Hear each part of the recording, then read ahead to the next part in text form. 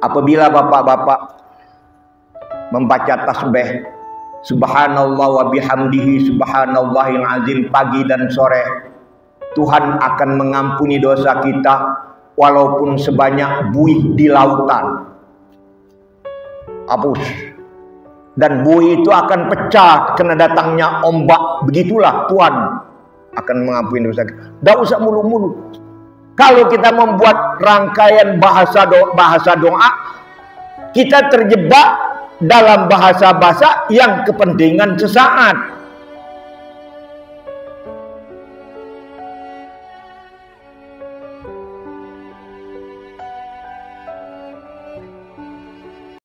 Assalamualaikum warahmatullahi wabarakatuh.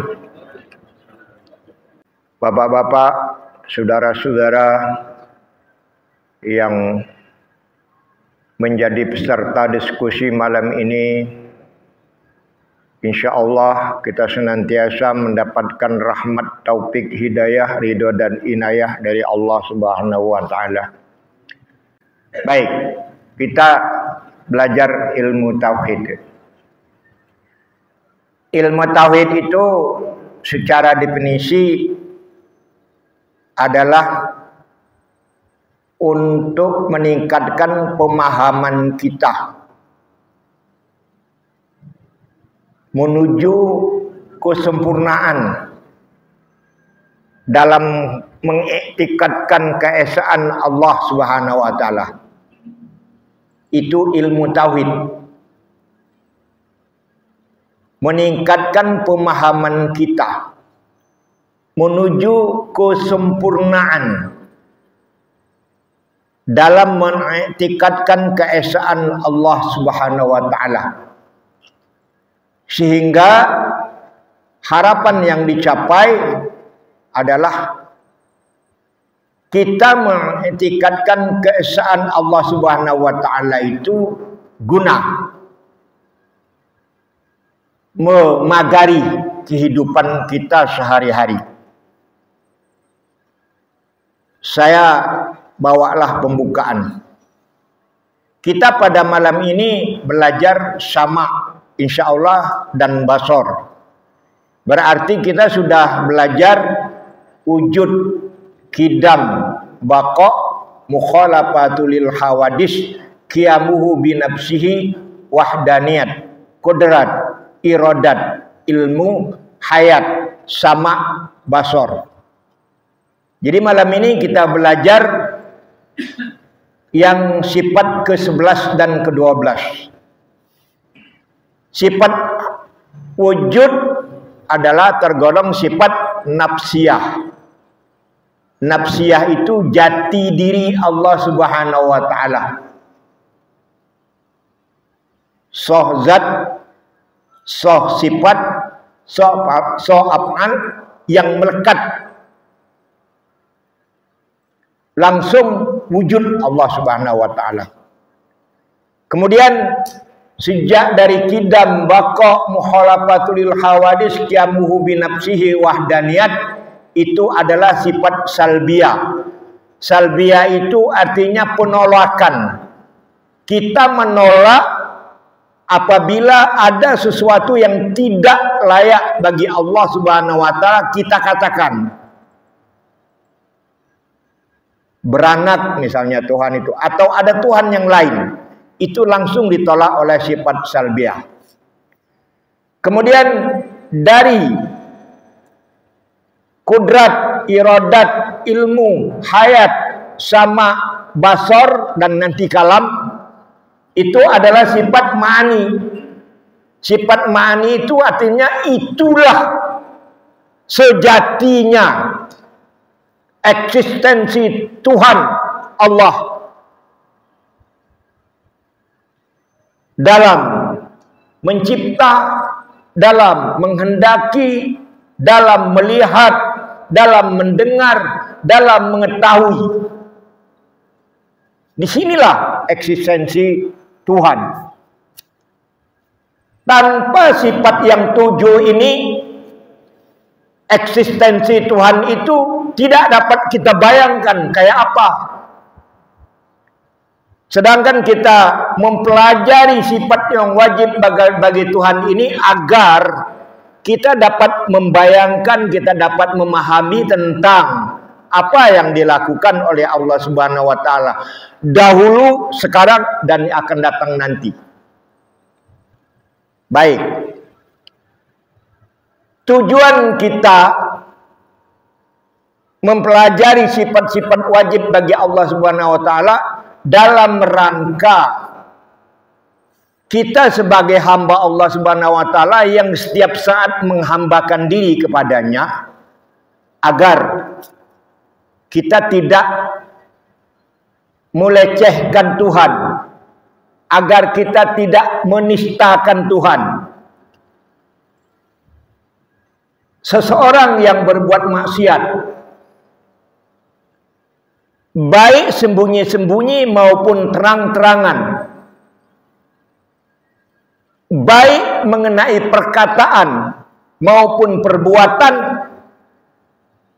itu langsung atau tidak langsung melecehkan, menista Tuhan. Orang bernegosiasi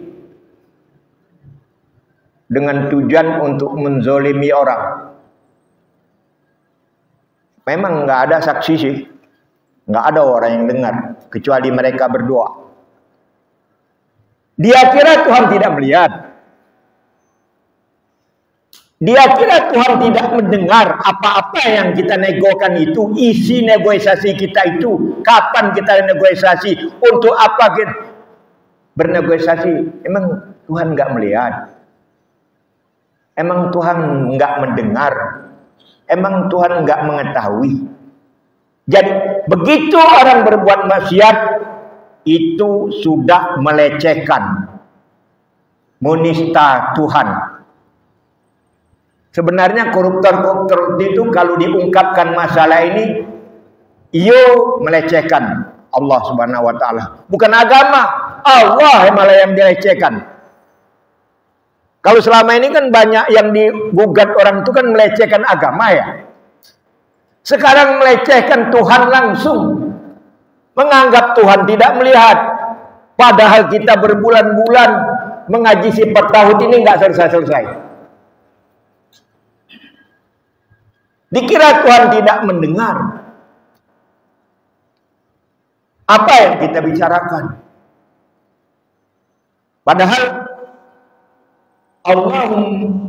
Allahu ya'lamu ma tusirruna wa ma yu'linun, wallahu ya'lamul ghaibas, wallahu ya'lamu ma fis sudur. Allahu ya'lamu ma tusirruna wa ma yu'linun, wallahu ya'lamu ma fis sudur. Tuhan mengetahui dan melihat apa yang kamu nampakkan, apa yang kamu sembunyikan. Bahkan Tuhan mengetahui dan melihat apa yang ada di dalam hati kita.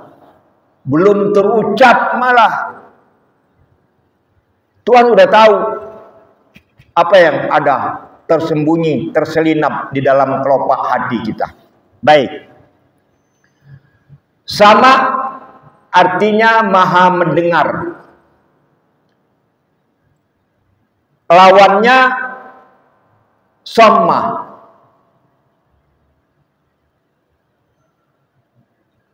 Artinya tuli.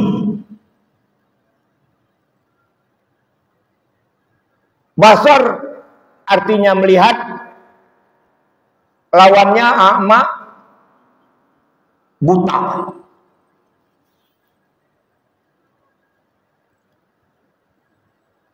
Sama dan basar Tuhan ini adalah bertakluk kepada seluruh yang wujudi, seluruh yang ada di dalam alam semesta ini, baik yang nampak maupun yang tidak nampak. Itu takluk sifat sama dan basar, sama seperti takluk sifat ilmu. ilmu sama dan basar, dalilnya sama. Allah mengetahui seluruh yang ada dalam semesta ini.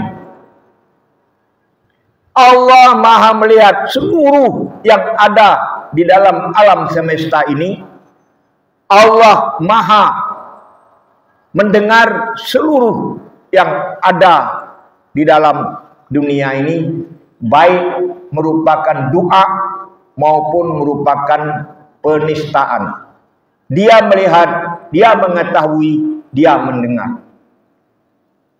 Hatta hingga semut kecil yang hitam merayap di atas batu yang hitam di kegelapan malam yang pekat, Tuhan melihat.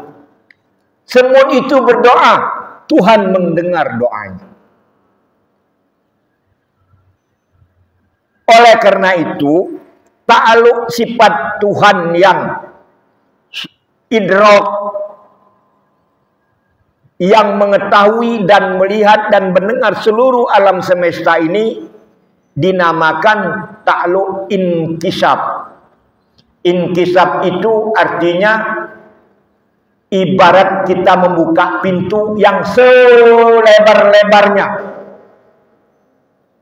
ternganga, maha luas. Membuka pintu itu yang selebar-lebarnya.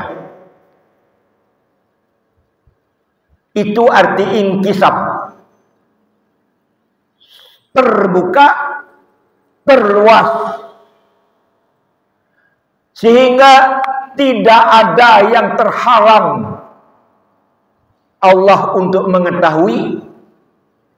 Tidak ada penghalang untuk Allah lihat. Tidak ada penghalang untuk Tuhan dengar. Tuhan sangat mendengar apa yang kita pinta. Nabi bersabda, kamu hendaklah kasihani dirimu, karena yang kamu pinta kepada Allah itu bukanlah zat yang tuli, bukanlah zat yang jauh, tapi Dia maha melihat, Dia maha mendengar, Dia maha mengetahui, dan Dia maha dekat dengan dirimu, lebih dekat dari urat leher kita. Kedekatan Tuhan Allah dengan diri kita ini lebih dekat dari urat leher kita. Kalau kita nyembelih hewan kurban, ada salah satu urat kaubil namanya, itu harus potong. Urat itu lebih dekat. Karena itu Allah berfirman, ya ayyuhalladzina amanu stajibu lillahi war rasuli iza da'akum. Hai orang-orang yang beriman, kamu hendaklah menuruti, hendaklah melaksanakan apa yang didakwakan oleh Allah dan Rasul-Nya. Lima yuhyikum, terhadap yang membawa kebahagiaan hidup kamu. Kita harus melaksanakan apa yang telah diperintah oleh Allah Subhanahu wa taala dan apa yang telah didakwakan oleh Rasul-Nya. Sambungan ayat itu, idza da'akum lima yuhyikum wa'lamu annallaha yahulu bainal mar'i wa qalbihi wa innahu ilaihi tuhsyarun. Surat Al-Anfal ayat 2 44. Wahai orang-orang yang beriman, hendaklah kamu menunaikan, melaksanakan, menuruti perintah Allah yang didakwakan oleh Rasulmu terhadap segala sesuatu yang membawa kebahagiaan hidup kamu. Dan hendaklah kamu mengetahui bahwa antara diri kita ini, yang lahir ini, dengan yang batin, hati, ada pembatas. Pembatas itulah yang dinamakan hijab, tirai, tabir. Nabi Musa alaihissalam bisa berbicara langsung kepada Allah Subhanahu wa taala itu dalam keadaan hijab itu tidak terbuka. Tapi hijab yang ada antara jasmani Nabi Musa dengan hatinya itu kosong. Nggak ada coret-coretan syaitan, nggak ada coret-coretan nafsu syahwat. Bening kayak kaca. Sementara kita, hijab itu penuh dengan coret-coretan. Entah apa saja yang dicoret oleh syaitan, apa saja yang tergores oleh hawa nafsu kita. Tok, sudah naik haji? Pak Haji Termizi sudah naik haji. Itu kalau ke mana Pak? Di Eropa Pak? Bukit apa itu? Gunung apa itu? Jabal Rahmah. Itu ada patung. Kira-kira ada patung, ada patok segi 4. Kira-kira setinggi 2 meter lah. Itu penuh tulisan, segala macam tulisan. Ada yang minta jodoh lah. Wih, orang husuk banget. Habis nulis situ, lalu berzikir menghadap patok di Jabal Rahmah itu. Masya Allah. Bermacam-macam yang dipinta. Coret-coretannya itu. Bahkan ada yang titip fotokopi KTP Pak, supaya ditinggalkan di situ. Dia minta apa gitu. Padahal bapak-bapak, apa yang kita pinta itu mungkin 10 tahun yang lalu hingga sekarang belum dikabulkan oleh Tuhan. Kita tidak merasa kalau doa kita itu sudah dikabulkan oleh Allah Subhanahu wa taala. Karena yang kita pinta itu bukan kebutuhan pokok kita.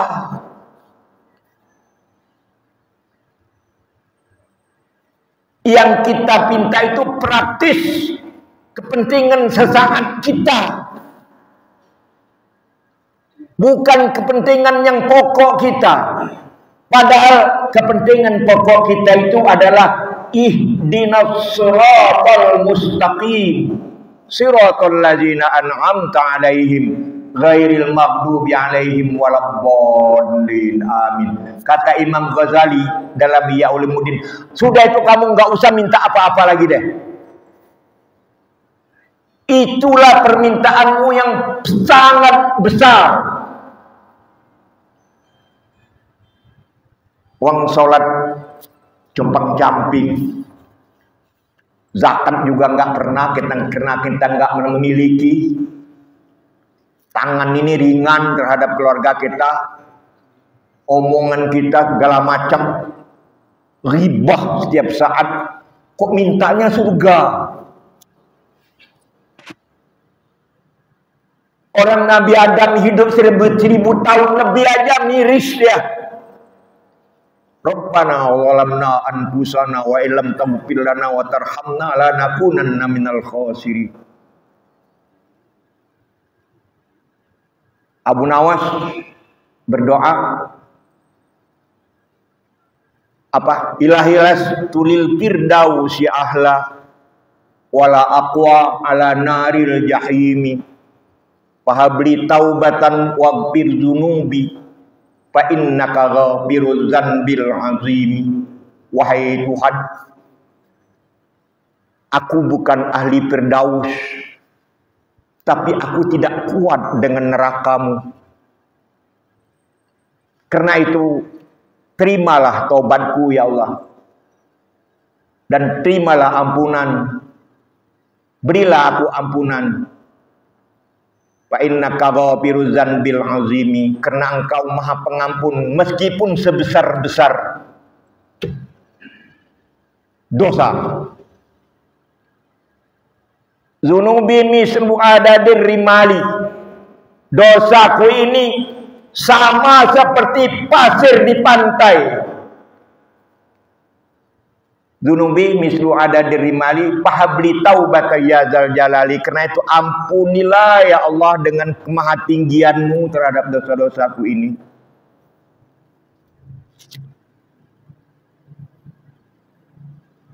Zunubi mislu adadir rimali fahabli taubata ya zal jalali wa umrina kisun fi kulli yaumi, umurku setiap hari berkurang. Wa umrina kisun fi kulli yaumi wa zambin zaidun kaifah timali, umur setiap hari berkurang, dosa setiap saat bertambah.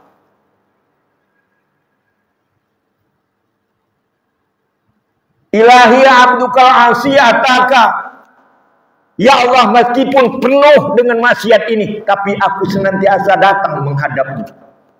Bla bla bla bla bla dan seterusnya. Jadi itu kita sebenarnya Pak Ali tidak perlu menghafal doa-doa yang bagus-bagus, yang panjang-panjang. Apabila bapak-bapak membaca tasbih Subhanallah wa bihamdihi subhanallahil azim pagi dan sore, Tuhan akan mengampuni dosa kita walaupun sebanyak buih di lautan. Hapus. Dan buih itu akan pecah karena datangnya ombak. Begitulah Tuhan akan mengampuni dosa kita. Tidak usah mulu-mulu. Kalau kita membuat rangkaian bahasa doa, kita terjebak dalam bahasa-bahasa yang kepentingan sesaat.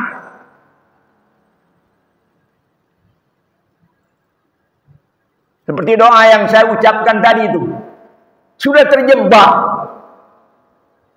dalam kepentingan sesaat. Tetapi kalau kita habis sholat tidak berdoa juga dibilang sombong.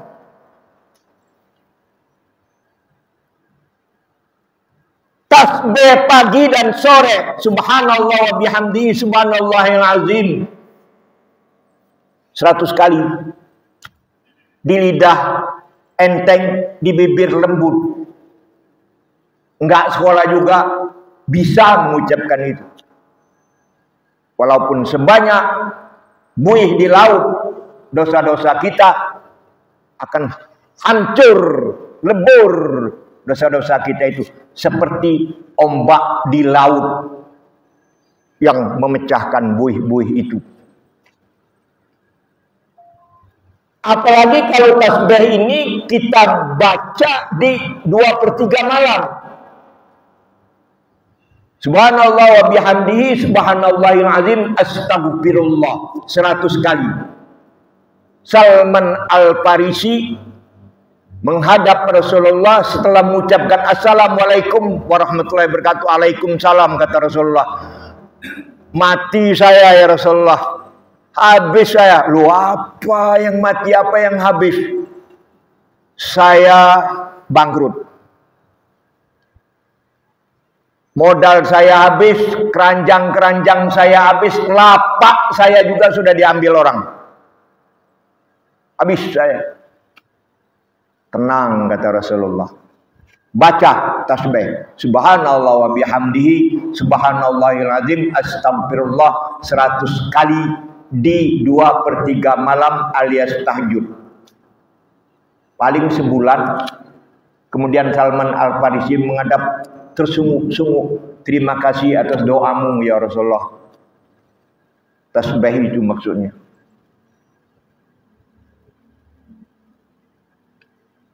Kalau saudara-saudara, bapak-bapak mau adu kekuatan bertinju atau lari misalnya, baca aja la ilaha illallah wahdahu la syarikalah lahul mulku wa lahul hamdu yuhyi wa yumitu wa huwa ala kulli syai'in qadir 100 kali, maka kau juara. Apakah ada orang yang lebih hebat dari saya ya Rasulullah, kata Salman? Ada, apabila orang itu membaca lebih 200 kali.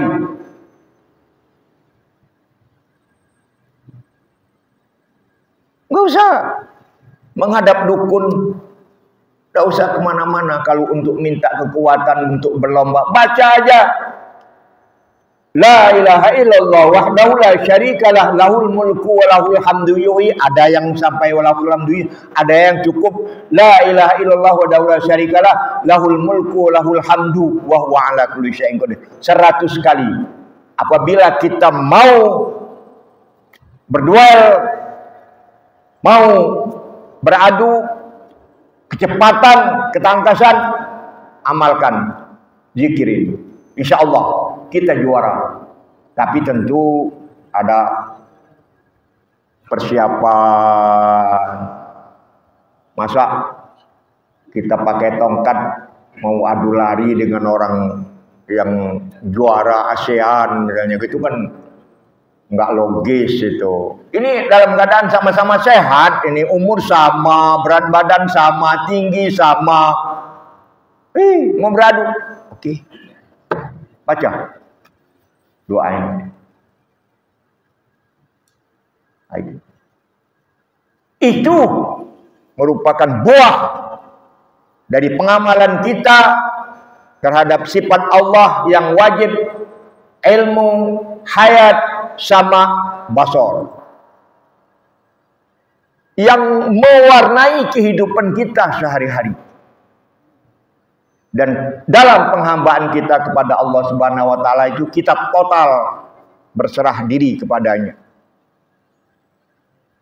Artinya tetap sebagai seorang bapak mencari nafkah untuk anak istri. Kena zikir ini nggak perlu saudara memakan tempat. Saudara sambil jalan, sambil nyutir, sambil cocok tanam, sambil segala macam, kan nggak perlu tempat dia. Baca. Begitulah kira-kira kalau kita benar-benar mentauhidkan Allah Subhanahu wa taala ini, Pak Hasan, kita utuh, tidak bercampur dengan sesuatu yang lain kecuali kita hanya bertasbih mensucikan Allah dan ingat kepada Allah Subhanahu wa taala, segala persoalan kita akan selesai. Demikian apa yang dapat disampaikan pada malam ini, mudah-mudahan menjadi watak kita sehari-hari untuk mengamalkannya. Kalau Bapak sampai hafal dengan dalil-dalilnya, wujud kidam bako muhalafatil hawadis ini, nyantren dulu kita Pak. Tapi paling tidak tujuan saya, apa yang dimaksud orang sifat 20 yang wajib, sifat 20 yang mustahil, dan sifat 1 yang harus atau yang mungkin itu, mudah-mudahan kita dapat memahami dalam penghambaan diri kita kepada Allah SWT sehari-hari, baik sendiri maupun bersama masyarakat, baik sembunyi-sembunyi maupun terang-terangan. Ini mengontrol kehidupan kita. Dalam sholat apalagi.